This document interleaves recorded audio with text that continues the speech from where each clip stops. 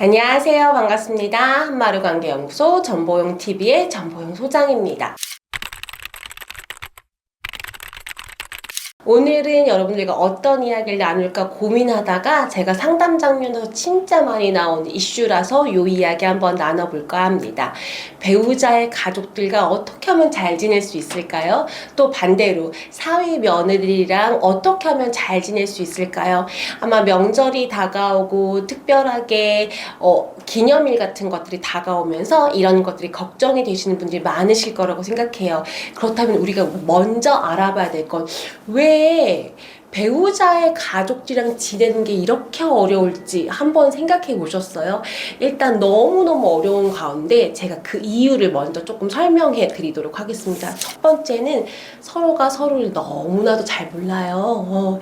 사실 자녀들이 부모에 대해서 이해하는 것도 그렇게 높지 않은데 자녀들을 통해서 나의 배우자, 즉 남편과 아내는 나의 배우자를 통해서 부모님에 대한 이야기를 듣는 거잖아요. 그래서 굉장히 일부분만 알기 때문에 시어머님, 시아버님들은 며느리에 대해서 모르고요. 또 장모님, 장인어른, 사위에 대해서 모르죠. 너무나도 모르기 때문에 친밀감을 높아지기가 어렵죠. 거기에다 한 가지 더 추가된 건 각자가 서로 다른 식의 방향에 기대를 하고 있다는 거예요. 막 시어머님, 시아버님들 우리 며느리 오면 같이 여행도 다녀야지, 놀러도 다녀야 되겠지, 막 이런 꿈을 꾸고 계시겠지만 며느리 입장에서는 선을 조금 그었으면 좋겠고 어머님, 아버님이 나한테 관심이 좀 없으셨으면 좋겠고 이걸 기대하고 우리 사위가 싹싹하게 잘했으면 좋겠다 라고 기대하시겠지만 사위의 성격은 멀뚱멀뚱 참견하지 않고 관심이 없는 사위일 수 있다는 거죠. 즉 서로가 모르는 상태에 대해서 기대하고 있는 바가 다르기 때문에 관계가 애초에 어렵습니다. 거기에다가 서로 좀 친하고요, 잘 지내면 서로 만나는 횟수도 많겠지만 우린 친하지 않은 상태에서 서로의 의무와 책임을 다해야 되는 공적인 관계가 돼버려요. 어느 순간 나는 평생 몰랐던 분이 나의 시어머님, 시아버님이 되고 장모님, 장인어른이 되고 전혀 몰랐던 애들이 우리 가족이 되는 일이잖아요. 즉 그렇기 때문에 친밀감 안에서 관계가 형성이 되는 게 아니라 의무와 책임으로 관계가 만들어지는 관계니 얼마나 어렵겠어요. 그리고 아직도 우리나라는 10월드라고 하는 약간 보이지 않는 무시무시한 관념이 있고요. 장모님, 장인어른에 대한 불편함도 있습니다. 이런 관계 속에서 배우자의 가족들이랑 같이 잘 지낸다는 거 생각보다 그리 쉬운 일이 아니에요. 그래서 여러분 일단은 각각 나의 배우자의 가족들 그리고 사위, 며느리에 대해서 어떤 기대치를 갖고 있지 않기 여기부터 우리 시작을 조금 해봤으면 좋겠습니다. 그래서 우리가 어차피 어려운 관계이기 때문에 빨리 쉽게 친해지려고 노력하시는 거 금물입니다. 자, 그렇다면 어떻게 잘 건강한 방식으로 친해질 수 있을지 우리 그거 한번 생각해 볼까요? 우선 어머님, 아버님들, 우리 즉 사위와 며느리를 맞이하는 어른분들께 먼저 부탁드리도록 하겠습니다.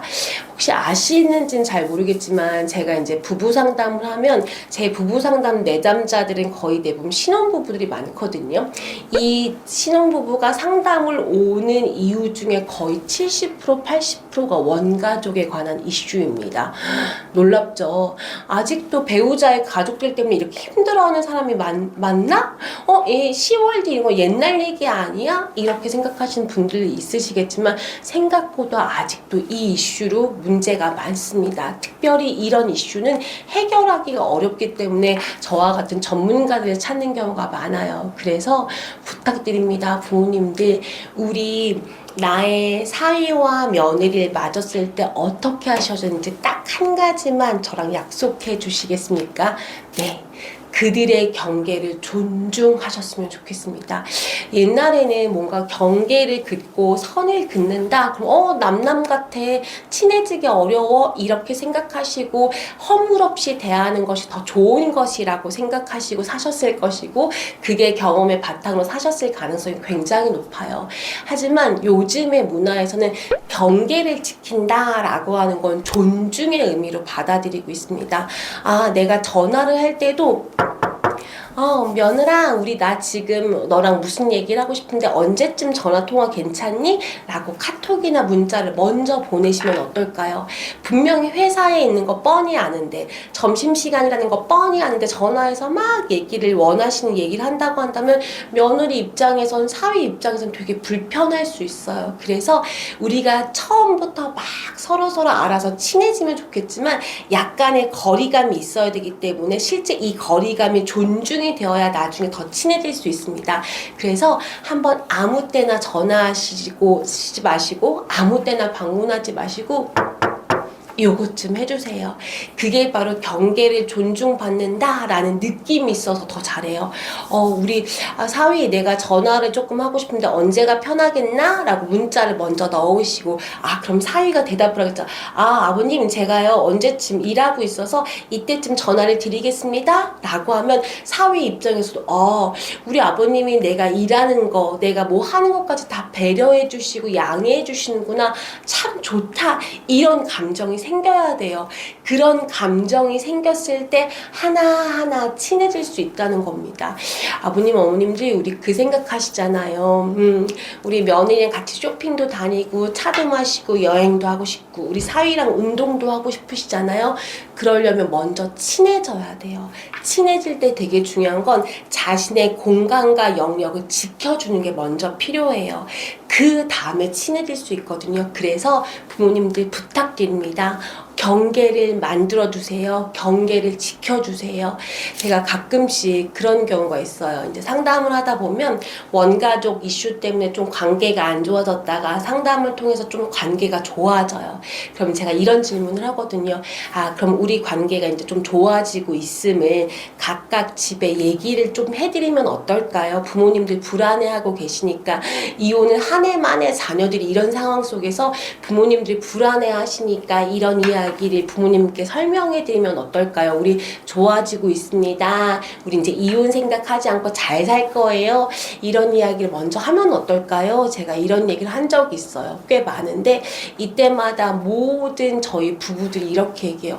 아니요 선생님, 아직 그렇게 얘기하고 싶진 않아요. 왜냐하면 우리가 원가족이 자녀들한테 이거 해라 저거 해라 이런 요구들 때문에 우리가 너무너무 힘들었어서 우리가 당분간은 우리끼리 좋은 시간을 가졌으면 좋겠습니다. 이런 이야기를 해요. 부모님들 이런 이야기 듣고 되게 서운하시죠. 그런데요, 우리가 자녀를 결혼시켰다라고 하는 건 내 품 안이 아니라 이제 각각 잘 살게끔 우리가 역할을 해주는 거예요. 그때는 경계를 지켜주시는 겁니다. 그래서 아무 때나 연락하지 마세요. 죄송하지만 필요할 때는 그렇게 하나하나 의견을 물어보고 상황을 먼저 살피고 그 다음에 하나씩 접근하는 그런 우리 부모님, 멋진 부모님이 되셨으면 좋겠습니다. 이번엔 반대로 한번 생각해 볼까요? 며느리, 사위분들 어떻게 하면 배우자의 가족, 배우자의 부모님들과 조금 친해질까요? 이렇게 반대로 얘기해 볼게요. 부모님 명절 때가 돼서 너 언제 올 거니? 언제 왔다 언제 갈 거니? 라고 말하기씀 하시기 전에 먼저 연락해서 어머님 저희가 이번에는 일정이 이래서 요때 이렇게 가고 싶은데 괜찮으세요? 라고 먼저 말씀드리세요. 부모님들은 생각보다 전전긍긍하실 때가 있어요. 그리고 자녀들한테 연락을 해야 되나 말아야 되나 이렇게 해야 되나 라고 고민하시기 전에 먼저 얘기하세요. 저희가 명절 때 이렇게 할 계획인데 어머님 아버님 어떠세요? 여기 좋으세요? 저희가 이때 찾아뵈면 조금 시간 괜찮으세요? 라고 자녀들 입장에서 먼저 이야기해 주세요. 사실 며느리 사위분들 걱정되지 않으세요? 이번 명절 땐 또 뭐 하라고 할지, 이번 생일 땐 뭐라고 할지 걱정되시잖아요. 그럴 땐 먼저 선수 치는 거예요. 이렇게 하겠습니다. 어떠세요? 이렇게 이야기하고요. 딱 갔는데 시댁에 딱 방문했는데 막 어머님이 막 내가 별로 좋지 않은 생선을 갖다 막 찜을 해두셨어. 그런데 막 그렇게 내가 별로 좋아하지 않은 음식을 먹다 보니까 막 여기 여기서 찔끔찔끔 이렇게 먹잖아요. 그러지 말고요. 어머님 저 생선찜 싫어해요 라고 얘기하지 마시고, 혹은 막 찔끔 깨작깨작 드시지 마시고, 어머님 저는요 갈비찜이 더 좋아해요. 어머님 그때 갈비찜 해주신 게 너무 맛있었어요. 어머님 그때 해물탕 해주신 게 너무 맛있었어요. 이렇게 먼저 얘기하자고요. 나에 대한 정보, 나에 대한 호흡, 불호를 먼저 부모님과 함께 말씀드리세요. 그렇다면 너무 정확하게도 얘가 이거 좋아한다고 했지? 그럼 어머님 아버님도 메뉴 고민하시지 않잖아요. 그래서 친해지기 위해선 제가 영상에서 여러 번 언급했는데 자기 개방성이 높아야 돼요. 그래서 그걸 같이 하셨으면 좋겠습니다. 그리고 나선 이렇게 얘기하셨으면 좋겠습니다. 이번 명절에는 엄마 이렇게 어머님 아버님 이렇게 하는 게 어떨까요? 먼저 얘기하고 먼저 말해서 부모님의 어떠한 이야기를 먼저 듣기보다 우리가 먼저 얘기하면서 조금 더 그런 액션을 빨리 보이는 건 어떨까요? 저도 시어머님, 시아버님이 있고 저도 가족이 있지만 사실 배우자와의 가족이랑 친해지는 건 그리 쉽지가 않아요. 너무나도 문화도 다르고 기대되는 바도 다르기 때문이죠. 하지만 서로의 경계를 지켜가면서 하나씩 친해져 보면 어떨까요? 이 가운데 우리 주의할 점 몇 가지 짚어드리도록 하겠습니다. 첫 번째는 각자 가족의 이슈나 문제나 일이 생기면요, 일단 내가 먼저 해결해 보기. 예를 들어서 내가 딸인데 우리 집, 우리의 원가족, 즉 내가 성장한 가족을 원가족이라고 하고요, 내가 만든 가족을 생식가족, 형성가족이라고 해요. 그래서 내가 나의 원가족에 대해서 어떤 이슈나 문제가 생기고 의견을 결정할 일이 생긴다? 그럼 누구 앞세우지 마요. 내 남편, 내 아내 앞세우지 마세요. 내가 먼저 해결하고 내가 먼저 소통한 다음에 내 배우자에게는 협동과 협의와 동의를 구하는 게 우선입니다. 그렇다고 해서 우리 집 일이니까, 나의 원가족의 이슈니까 너는 신경 쓰지 마, 내가 알아서 할게, 그리고 나서 통보한다라는 개념이 아니라요, 같이 상의하고 논의하되 내가 우선의 입장에서 며느리 앞세우가 내 남편 아내 앞세우지 말라는 거예요. 이게 첫 번째 원칙입니다. 그래서 각자의 가족의 이슈는 자기가 먼저 해결하고 먼저 앞장서기, 내 배우자한테 미리 이렇게 미루거나 그러지 않기, 그게 가장 중요한 점입니다. 그리고 또 한 가지, 우리 배우자의 가족과랑 친해질 때 또 한 가지 주의할 점이 있습니다. 그것은 바로 생각보다 우리의 관계는 되게 오래 지속이 되는 관계예요. 부모님이 이 세상을 떠나는 그 시점까지 우리는 기대 수명이 늘어났기 때문에 어떻게 보면 40년, 50년 우리가 배우자의 가족들과 소통해야 하거든요. 여기서 제가 말씀드리겠습니다. 너무 빨리 친해지려고 하지 마세요.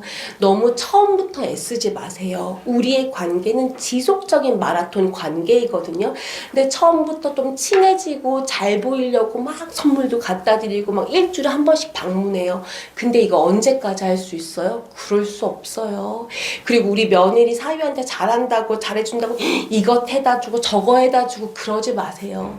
우리는 40년 50년 동안 이 관계를 유지해야 되는 아주 지속적인 관계입니다. 그래서 처음부터 에너지 쓰지 마시고 하나하나 차분차분, 그래서 우리의 시간이 우리의 정을 만들고 또 정을 만들면서 문화가 공유되고 그러면서 편해지는 관계예요. 그래서 모든 신혼부부, 자녀를 갖고 계신 부모님들 조바심 내지 않으셨으면 좋겠습니다. 처음부터 하나하나 친해졌으면 좋겠습니다. 세 번째, 그리고 주기적으로 만나는 건 하셨으면 좋겠어요. 그 주기적이라는 게 한 달에 한 번? 아니요. 너무 자주 있어요.